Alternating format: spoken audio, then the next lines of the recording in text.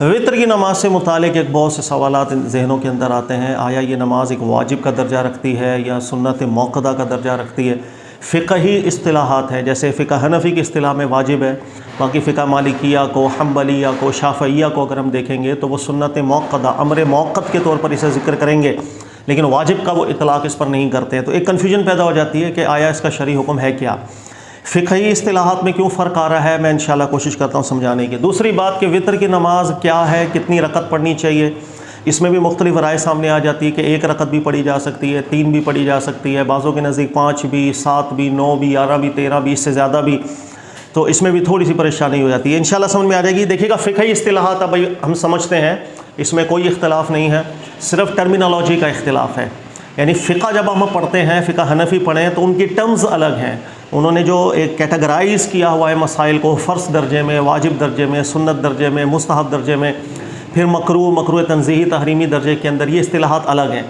लेकिन दीगर फ़िक़ा जब हम पढ़ते हैं, फ़िक़ा शाफ़िया, मालिकी, हम्बलिया, तो उसके अंदर वाजिब नाम की कोई कैटेगरी मौजूद नहीं होती। सिर्फ़ फ़र्ज़ है, फ़र्ज़ के बाद वो सुन्नत कैटेगरी के अंदर मसाइल को रखते हैं, फिर मौक़दा, गैर मौक़दा इस दर्जे के अंदर।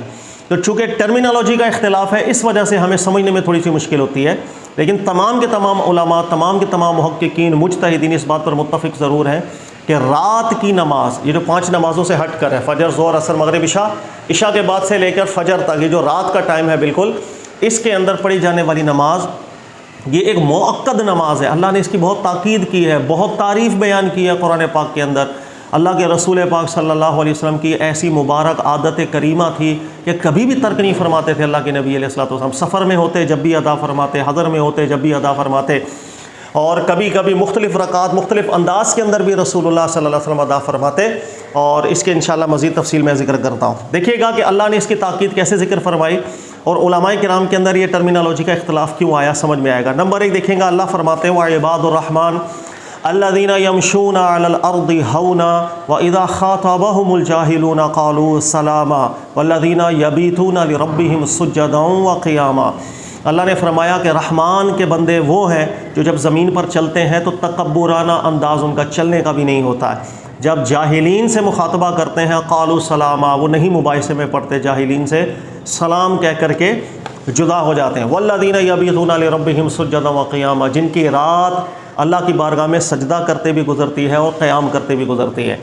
अल्लाह ने कुरान पाक में बहुत तारीफ़ और बहुत ताकीद ज़िक्र की है रात की नमाज की। ये वो वक्त है कि इंसान का अल्लाह के साथ एक ताल्लुक़ है जो इनफरादी हैसियत के अंदर साबित होता है। और दिन की जो नमाज़ें चूँकि वो इज्तिमाई हैसियत में पढ़ी जाती हैं, फ़जर है, ज़ोहर है, असर है, मगरिब, इशा है, लेकिन रात का वो वक्त जब तन्हा इंसान अपने रब से मुकालमा करता है, उसकी बारगाह में हाजिर होता है, आजिज़ होता है, गिड़गिड़ाता है, ख़ताओं की माफ़ी तलब करता है। एक ख़ास रिश्ता है अल्लाह रब्बुल इज़्ज़त से रात की नमाज का। अल्लाह ताला ने फिर सूरह सजदा में भी ज़िक्र फरमाया, ततजाफ़ा जुनूबुहुम अनिल मदाजि'i यदऊना रब्बहुम खौफन व तमअ व मिम्मा रज़क़नाहुम युनफ़िक़ून फ़ला तअलमु नफ़्सुम मा उख़फ़िय लहुम मिन क़ुर्रति अअयुन जज़ाअन बिमा कानू यअमलून।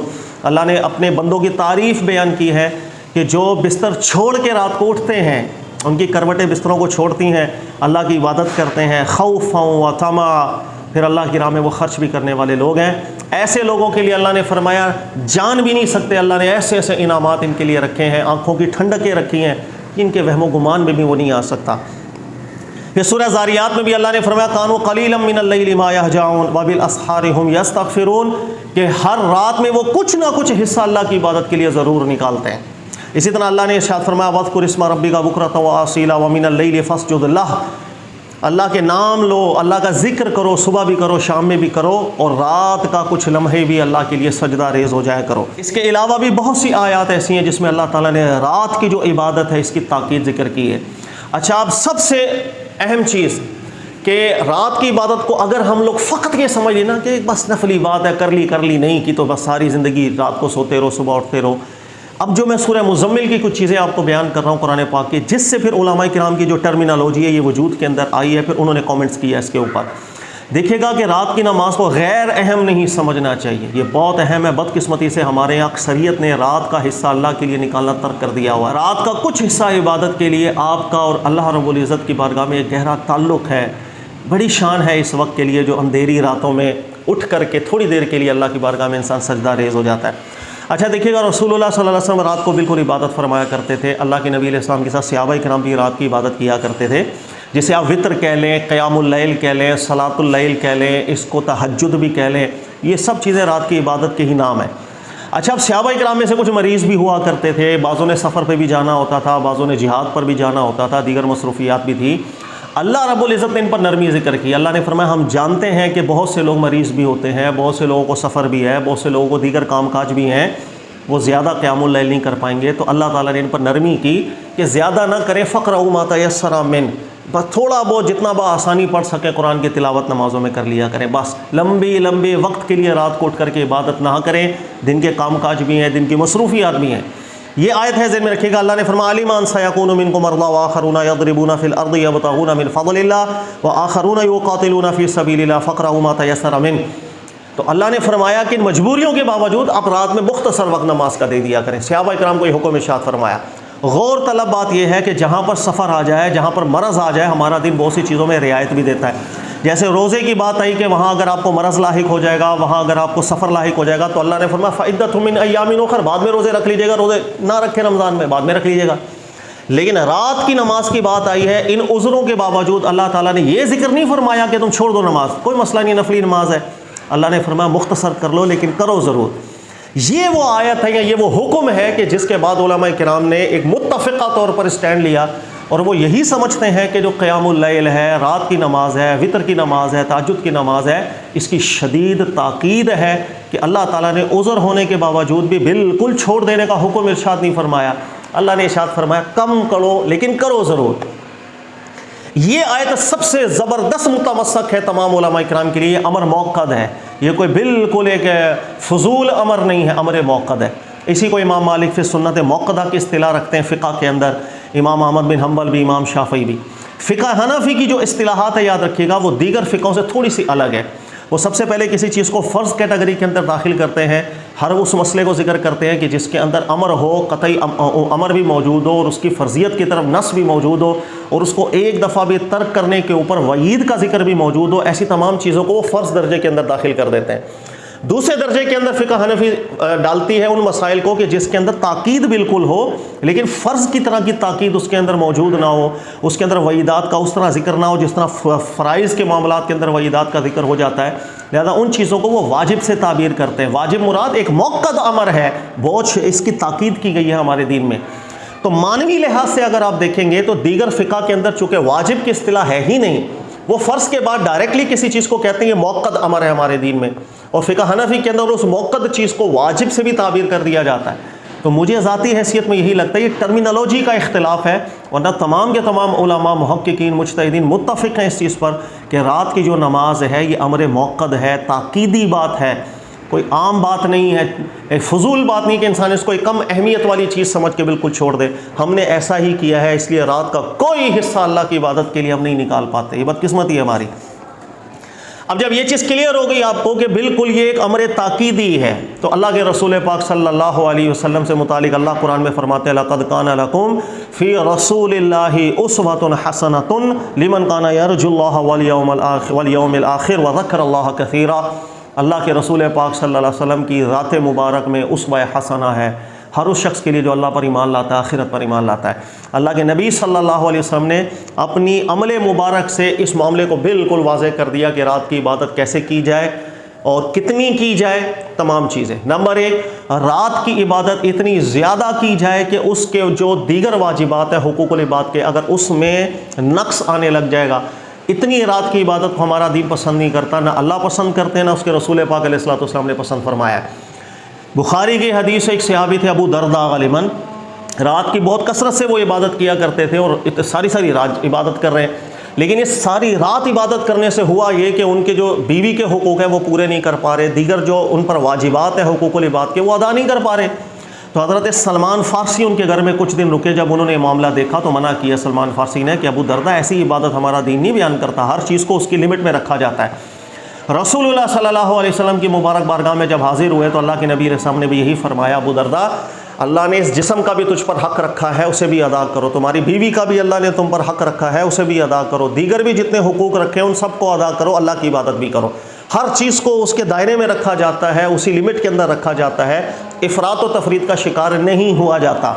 तो रात की इबादत में सबसे पहली बात अल्लाह के नबी अलैहिस्सलाम ने जो तालीम फरमाई उसवा हसना के तौर पे कि इबादत ऐसे और इस तरीके से नहीं होनी चाहिए कि वो दीगर हुकूकुल इबाद के वाजिबात को अदा करने से आपको कासिर कर दे। दूसरी बात यह कि रसूलुल्लाह सल्लल्लाहु अलैहि वसल्लम ने फरमाया रात की इबादत मसना मसना, ये भी बुखारी की रिवायत तो सही रिवायत है कि आप दो दो करके रकतें पढ़ सकते हैं, जितनी चाहे पढ़े, हाँ आखिर में एक रकत पढ़ लीजिएगा बस। रात की नमाज को वित्र करके पढ़ना चाहिए, ये अल्लाह के नबी अलैहि सल्लम को पसंद रहा है। अल्लाह ताला भी चूँकि वाहिद है, वहदानियत का अंसर रात की इबादत ख़त्म करने से पहले आना चाहिए, ये रसूलुल्लाह सल्लल्लाहु अलैहि वसल्लम को निहायत पसंदीदा अमल था। अल्लाह के नबी सल्लल्लाहु अलैहि वसल्लम ने कोई तादाद को मुअय्यन नहीं फरमाया। यही वजह है कि अल्लाह के नबी सल्लल्लाहु अलैहि वसल्लम का भी 3 रकत पढ़ना वो भी साबित है, अल्लाह के नबी अलैहि सलाम से 5 रकत पढ़ना भी साबित है, 7 रकत पढ़ना भी, 9 रकत पढ़ना भी, 11 रकत पढ़ना भी, 13 रकतें पढ़ना भी नबी पाक अलैहि सलाम से साबित है।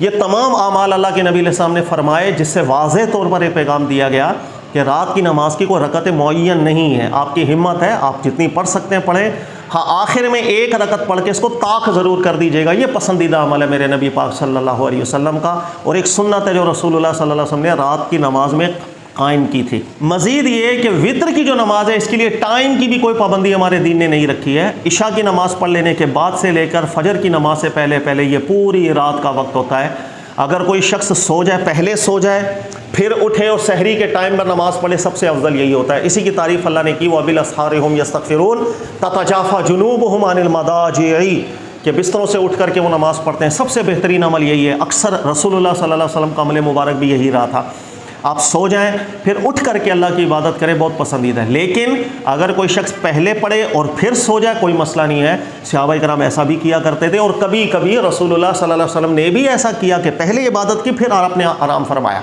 अल्लाह के नबी अलैहि ने अपने मुबारक अमल से हर चीज़ को साबित रखा है, बयान जवाज़ के लिए हर अमल करके बताया नबी पाक सल्लल्लाहु अलैहि वसल्लम ने। फिर रकात के अंदर तरीका जो है याद रखिएगा, आप 2-2 करके पढ़ें, हर 2 पर सलाम फेर दें, फिर अगली 2 रकत पढ़ें, सलाम फेर दें, फिर आखिर में सिर्फ एक तनहा रकत पढ़ें। इस तरह भी रसूलुल्लाह सल्लल्लाहु अलैहि वसल्लम ने नमाज अदा फरमाई है, कोई मसला नहीं। लेकिन अगर आप एक ही सलाम के साथ वितर पढ़ना चाह रहे हैं, मसलन 3 रकत वितर पढ़ें, एक ही तकबीर के साथ तीनों रकतें पढ़ लें। 5 रकत वितर पढ़ना चाह रहे हैं, आप एक ही सलाम के साथ 5 रकत पढ़ लें, 7 रकतें एक सलाम से पढ़ लें, 9 रकतें एक सलाम से पढ़ लें, 11 रकतें एक सलाम से पढ़ लें। अल्लाह के नबी सल्लल्लाहु अलैहि वसल्लम ने ऐसे भी नमाज अदा फरमाई है। इसमें सिर्फ यह है कि जो सबसे सेकंड लास्ट रकत है उसमें अत्तहियात पे बैठ जाएं, फिर उसके बाद वितर वाली जो आखिरी रकत है वो पढ़ लें। अल्लाह के नबी अलैहि सलाम से हर तरीका साबित हुआ है, इसमें कोई पाबंदी की ज़रूरत नहीं है, परेशान होने की भी ज़रूरत नहीं है। आप 2 रकत पढ़े, 4 पढ़िए, 4 रकत पढ़े, आखिर में 1 रकत पढ़ लें। आपने एक ही सलाम के साथ सब पढ़ना है, 3 रकतें, 5 रकतें, 7 रकतें, 9 रकतें, 11 रकतें सब पढ़ लें। तो ये वो सुन्नत है जो रसूलुल्लाह सल्लल्लाहु अलैहि वसल्लम ने रात के क़याम के लिए कायम की, और इस पर बदकिस्मती से हमने अमल छोड़ दिया। बड़े खुशनसीब हैं लाखों में से कोई एक आध शख्स जो इस सुन्नत का अब ज़िंदा कर रहा है, वरना हमने रात का वक्त अल्लाह के लिए निकालना बिल्कुल तर्क कर दिया है। रात की तन्हाइयों में अल्लाह के लिए कुछ वक्त निकालें, इसकी बरकतें दुनिया में आखिरत में, और एक जो इंसान का अल्लाह से ताल्लुक़ पैदा होता है, एक रूहानी ताल्लुक़ पैदा होता है, सुबहान अल्लाह, बहुत आला दर्जे का। इसके लिए मैं अक्सर लोगों को तालीम भी करता हूँ कि अगर रात को उठना मुश्किल लगता हो ना, कोई मसला नहीं, आप कोशिश ये करें कि पहले ऐसी आदत बनाएं कि रात में अगर आपकी आँख खुलती है, मसलन 3 बजे आँख खुली, तो आप उठकर वज़ू वगैरह कुछ भी ना करें, बस आप थोड़ी देर उठ जाएं, थोड़ा सा पानी पी लें ताकि मुंह के अंदर फ्रेश हो जाए, थोड़ा सा पानी पी के उसी वक्त बैठे बैठे थोड़ा सा अल्लाह का जिक्र करें, अल्लाह से दुआ कर दें, गुनाहों की माफ़ी, फिर सो जाएं। यानी एटलीस्ट शुरू के अंदर कम से कम आपकी आदत तो बने कि आप 2 मिनट के लिए, 3 मिनट के लिए बिस्तर छोड़ के बैठते ही सही हैं। फिर आस्ता आस्ता आप देखिएगा खुद आपको शौक़ पैदा होगा कि आपकी हिम्मत भी होगी कि आप बिस्तर छोड़ करके उठेंगे, वज़ू भी कर लेंगे, थोड़ी 1-2 नमाज भी पढ़ लेंगे, फिर सो भी जाएंगे। अल्लाह ताला हम सबको तौफ़ीक़ अता फ़रमाए।